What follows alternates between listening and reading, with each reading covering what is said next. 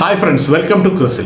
Sayyid Mushtaq Ali trophy ടൂർണമെന്റിൽ മധ്യപ്രദേശിനെ തോൽപ്പിച്ച് മുംബൈ കിരീടം ചൂടിയിരിക്കുകയാണ്. സയ്യിദ് മുസ്താഖ് അലി ട്രോഫി ടൂർണമെന്റ് എന്ന് പറഞ്ഞു കഴിഞ്ഞാൽ BCCIനെ സംബന്ധിച്ചിടത്തോളം ഇന്ത്യയിലെ സംസ്ഥാനങ്ങളെ എല്ലാം അണിനിരത്തിക്കൊണ്ട് പ്രധാനമായിട്ടും 3 ടൂർണമെന്റുകളാണ് BCCI ഓരോ വർഷവും സംഘടിപ്പിക്കുന്നതെന്ന് നമുക്ക് കാണാനായിട്ട് സാധിക്കും.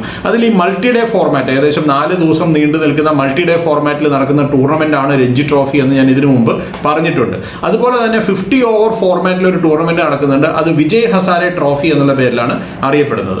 T20 ഫോർമാറ്റിൽ നടക്കുന്ന ടൂർണമെന്റിനാണ് സയ്യിദ് മുസ്താഖ് അലി ട്രോഫി എന്ന് പറയപ്പെടുന്നത്. അതായത് ഇന്ത്യയുടെ ഏറ്റവും ഒരു പ്രധാനപ്പെട്ട താരമായിരുന്നു സയ്യിദ് മുസ്താഖ് അലി എന്ന് മനസ്സിലാക്കുക. സയ്യിദ് മുസ്താഖ് അലിയെ പറ്റി പറയുകയാണെങ്കിൽ ഇന്ത്യക്ക് സ്വാതന്ത്ര്യം ലഭിക്കുന്നതിന് മുമ്പ് ഇന്ത്യക്ക് വേണ്ടി കളിച്ചിട്ടുള്ള താരങ്ങളിൽ ഒരാളാണ് സയ്യിദ് മുസ്താഖ് അലി. അദ്ദേഹം മധ്യപ്രദേശിൽ നിന്നുള്ള ഒരു താരമാണ്.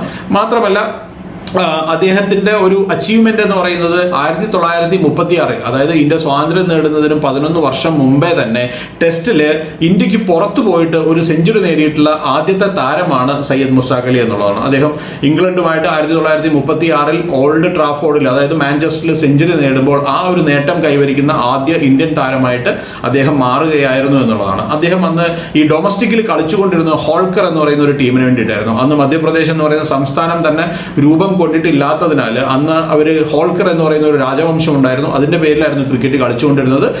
ഇന്ത്യയിലെ തന്നെ ഏറ്റവും ബെസ്റ്റ് ടീമുകളിൽ ഒന്നായിരുന്നു ഹോൾക്കർ എന്ന് നമുക്ക് കാണാനായിട്ട് സാധിക്കും. കാരണം എന്താണെന്ന് വെച്ചാൽ 4-5 പ്രാവശ്യം ആ ഒരു കാലഘട്ടത്തിൽ അവർ ഈ രഞ്ജി ട്രോഫി ജയിച്ചിട്ടുണ്ട് എന്നുള്ളതാണ്. മുംബൈയുടെ ചരിത്രം പരിശോധിക്കുകയാണെങ്കിൽ 40-ൽ കൂടുതൽ പ്രാവശ്യമാണ് മുംബൈ രഞ്ജി ട്രോഫി ജയിച്ചിട്ടുള്ളത്. അപ്പോൾ മുംബൈക്ക് ഏറ്റവും നല്ല ഒരു ഫൈറ്റ് കൊടുത്തിരുന്ന ഒരു ടീമായിരുന്നു ഒരു കാലഘട്ടത്തിൽ ഹോൾക്കർ എന്നുള്ളതാണ്. അതിന്റെ ഏറ്റവും പ്രധാനപ്പെട്ട താരങ്ങളിൽ ഒരാളായിരുന്നു സയ്യിദ് മുസ്താഖ് അലി എന്നുള്ളതാണ്.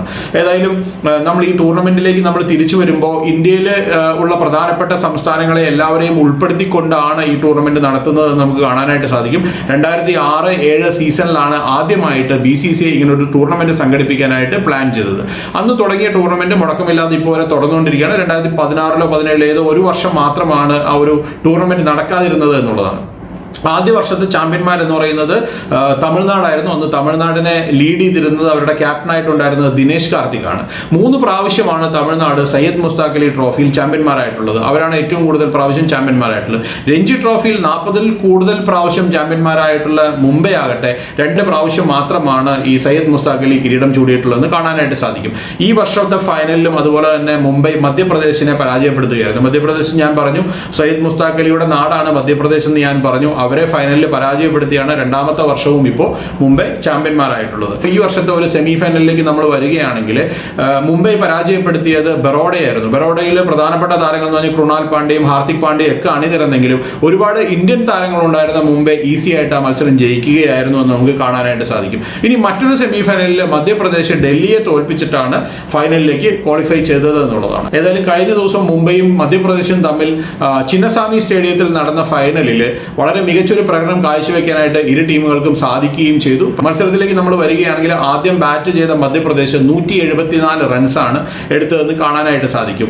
എല്ലാ RCB ഫാൻസിനും ആഹ്ലാദം നൽകുന്ന ഒരു കാര്യം എന്ന് പറയുന്നത് അവരുടെ ഏറ്റവും പ്രധാനപ്പെട്ട താരമായിട്ടുള്ള, അല്ലെങ്കിൽ RCB ഈ വർഷം റീറ്റെയിൻ ചെയ്തിട്ടുള്ള മധ്യപ്രദേശിന്റെ ക്യാപ്റ്റനായിട്ടുള്ള രജത് പട്ടിദാർ 40 ബോളുകളിൽ 80 റൺസ് നേടുകയും ചെയ്തു. അദ്ദേഹം 6 ബൗണ്ടറികളും 6 സിക്സറുകളുടെയും സഹായത്തോടു കൂടിയാണ് ഈ 80 റൺസ് നേടിയത്. അദ്ദേഹത്തിന്റെ ഒരു പ്രകടനത്തിന്റെ മികവിലാണ് മധ്യപ്രദേശ് 174 എന്ന് പറയുന്ന ഒരു നല്ല സ്കോറിലേക്ക് എത്തിച്ചേർന്നുള്ളതാണ്. വെങ്കടേഷ് അയ്യർ അവരുടെ ടീമിലുണ്ടായിരുന്നെങ്കിലും വലിയ കോൺട്രിബ്യൂഷൻസ് ഒന്നും അദ്ദേഹത്തിന് കാഴ്ചവെക്കാനായിട്ട് സാധിച്ചില്ല എന്നുള്ളതാണ്. മുംബൈയെ സംബന്ധിച്ചിടത്തോളം മുംബൈ വളരെ ഒരു സ്റ്റാർ സ്റ്റഡഡ് ആയിട്ടുള്ള ടീമായിരുന്നു. ഏകദേശം ഒരു 6 താരങ്ങൾ ഇന്ത്യക്ക് വേണ്ടി ഇപ്പോൾ കളിച്ചുകൊണ്ടിരിക്കുന്നതും അല്ലെങ്കിൽ നേരത്തെ കളിച്ചവരുമായിട്ടുള്ള 6 താരങ്ങൾ മുംബൈയുടെ ടീമിൽ ഉണ്ടായിരുന്നു എന്നുള്ളതാണ്. അതിൽ ഏറ്റവും പ്രധാനപ്പെട്ട ഓപ്പണിംഗ് ജോഡിയിൽ ഉണ്ടായിരുന്ന 2 പേരെന്ന് പൃഥ്വി ഷായും അജിങ്ക്യ രഹാനെയുമായിരുന്നു. പിന്നെ ഈ മുംബൈനെ ഈ മത്സരത്തിൽ അല്ലെങ്കിൽ ഈ ടൂർണമെന്റിൽ നയിച്ചത് ശ്രേയസ് അയ്യറായിരുന്നു ഫൈനലിൽ അവരുടെ ക്യാപ്റ്റനായിട്ടുണ്ടായിരുന്നു. അതുപോലെ തന്നെ മറ്റുള്ള ശ്രേയസ് അയ്യർ പങ്കെടുക്കാത്ത മത്സരങ്ങളിൽ അജിങ്ക്യ രഹാനെ ക്യാപ്റ്റനായിട്ടുണ്ടായിരുന്നു. പിന്നെ ശിവം ദുബെ ഉണ്ടായിരുന്നു, ഷാർദുൽ താക്കൂർ ഉണ്ടായിരുന്നു, അതുപോലെ തന്നെ സൂര്യകുമാർ യാദവ് ഉണ്ടായിരുന്നു. 174 റൺസ് എന്ന ലക്ഷ്യം പിന്തുടർന്ന മുംബൈയെ സംബന്ധിച്ചിടത്തോളം അജിങ്ക്യ രഹാനെയും ശ്രേയസ് അയ്യറും എല്ലാം ചെറിയ ചെറിയ കോൺട്രിബ്യൂഷൻസിലൂടെ സ്കോർ ബോർഡ് ചലിപ്പിച്ചുകൊണ്ടേയിരുന്നു. ഇടയിൽ നല്ലൊരു ടൈറ്റ് സിറ്റുവേഷൻ വന്ന സമയത്ത് സൂര്യകുമാർ യാദവിന്റെ ഒരു മികച്ച പ്രകടനം, അദ്ദേഹം 48 റൺസ് നേടുകയും നല്ലൊരു ഇന്നിംഗ്സ് കാഴ്ചവെക്കുകയും ചെയ്തു. മത്സരം പക്ഷേ മുംബൈയുടെ കയ്യിൽ നിന്ന് വഴുതി പോകും എന്നുള്ളൊരു സിറ്റുവേഷനിൽ, കാരണം സൂര്യകുമാർ യാദവും കൂടെ ഔട്ടായ സമയത്ത് സമയത്ത് ഈവൻ ശിവം ദുബെ എല്ലാവരും ഔട്ടായ ഒരു സമയത്ത് അവരുടെ ഒരു പുതുമുഖ താരമായ 21 വയസ്സുകാരനായ സൂര്യാൻഷ് ഹെഗ്ഡെ അദ്ദേഹത്തിന്റെ ഒരു എക്സലന്റ് ആയിട്ടുള്ള ഒരു പ്രകടനം നമ്മൾ കണ്ടു. ഇത് ആദ്യത്തെ പ്രാവശ്യമല്ല ഈ ടൂർണമെന്റിൽ പല സിറ്റുവേഷൻസിലും പ്രീ ക്വാർട്ടർ ഫൈനലിലും ക്വാർട്ടർ ഫൈനലിലും ഒക്കെ മുംബൈ സ്ട്രഗിൾ ചെയ്ത സമയത്ത് മിഡിൽ ഓർഡറിൽ വന്ന ഒരു ഉഗ്രൻ പ്രകടനം കാഴ്ചവെക്കാനായിട്ട് ഈ സൂര്യാംശിന് പലപ്പോഴായിട്ട് സാധിച്ചിട്ടുണ്ട് എന്നുള്ളതാണ്. ഈ വർഷം IPL ഓപ്ഷനിൽ പഞ്ചാബ് കിങ്സ് അദ്ദേഹത്തിന് 30 ലക്ഷം രൂപയ്ക്ക് ബേസ് പ്രൈസിൽ സ്വന്തമാക്കിയിട്ടുണ്ട്. എന്തായാലും ഡെഫിനറ്റ് ആയിട്ടും ഈ വരാൻ പോകുന്ന IPL ഒരു വാച്ച് ഔട്ട് പ്ലെയർ ആണ് സൂര്യാൻഷ് എന്നുള്ളതാണ് ഇതിൽ ഏറ്റവും പ്രധാനപ്പെട്ട ഒരു കാര്യം എന്ന് പറയുന്നത്. ഏതായാലും രണ്ടാമത്തെ പ്രാവശ്യവും മുംബൈ സയ്യദ് മുസ്താഖ് അലി ട്രോഫിയിൽ ചാമ്പ്യന്മാരായിരിക്കുകയാണ്. മറ്റൊരു വീഡിയോ ആയിട്ട് നമുക്ക് വീണ്ടും കാണാം. ബൈ.